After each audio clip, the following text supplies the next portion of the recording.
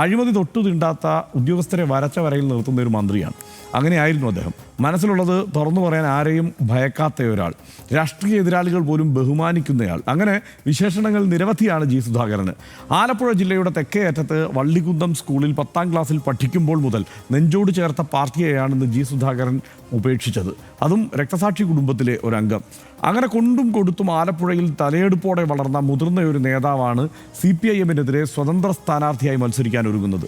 സഹോദരൻ്റെ രക്തസാക്ഷിത്വത്തെക്കുറിച്ച് ഇതുവരെ പറഞ്ഞതെല്ലാം മാറ്റിപ്പറയുന്നത് ഇന്ന് നാം കണ്ടു എന്ന വിമർശനം ഉയരുന്നുണ്ട്. കാരണം KSUവും DSUവും എന്നുള്ള ആരോപണത്തിന് പകരം DSUവിനെ മുന്നിൽ നിർത്തിക്കൊണ്ട് KSU പിന്നിലാണ് എന്ന് ഇന്ന് അദ്ദേഹം വിശദീകരിച്ചു. 4 മാസം മുമ്പ് വരെ പറഞ്ഞതിൽ നിന്ന് അങ്ങനെ വ്യതിചലിക്കാൻ ജി സുധാകരന് കഴിഞ്ഞു എന്നത് അത്ഭുതകരം തന്നെയാണ്. KSU പ്രവർത്തകർ ക്രൂരമായി അടിച്ചും ഇടിച്ചും തൊഴിച്ചും കോളേജ് ക്യാമ്പസിൽ വെച്ച് പട്ടാപ്പകൽ കൊലപ്പെടുത്തിയത് മറക്കാനും ജി സുധാകരന് ഈ ദിവസം മുതൽ സാധിക്കുന്നുണ്ടോ എന്നുള്ള അമ്പരപ്പുമുണ്ട് പലർക്കും. പാർട്ടി പരിഗണിക്കുന്നില്ല എന്ന ആരോപണങ്ങളിലും എന്തെങ്കിലും വാസ്തവമുണ്ടെന്ന് നമുക്ക് ഒറ്റയടിക്ക് പറയാനും കഴിയില്ല. 43 വർഷത്തിലേറെ സംസ്ഥാന കമ്മിറ്റി അംഗമായിരുന്നു, 20 വർഷം നിയമസഭാ അംഗമായിരുന്നു, അതിൽ 2 പ്രാവശ്യം പ്രധാനപ്പെട്ട വകുപ്പുകളിൽ മന്ത്രിയായിട്ടുണ്ട്.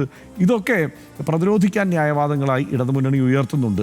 ഇനി എങ്ങനെ പരിഗണിക്കണമെന്നാണ് ജി സുധാകരൻ പറയുന്നത് എന്നുള്ള ചോദ്യമാണ് ഇടതുപക്ഷത്ത് നിന്ന് അല്ലെങ്കിൽ CPIM-ൽ നിന്ന് പലരും ഉയർത്തുന്നതും.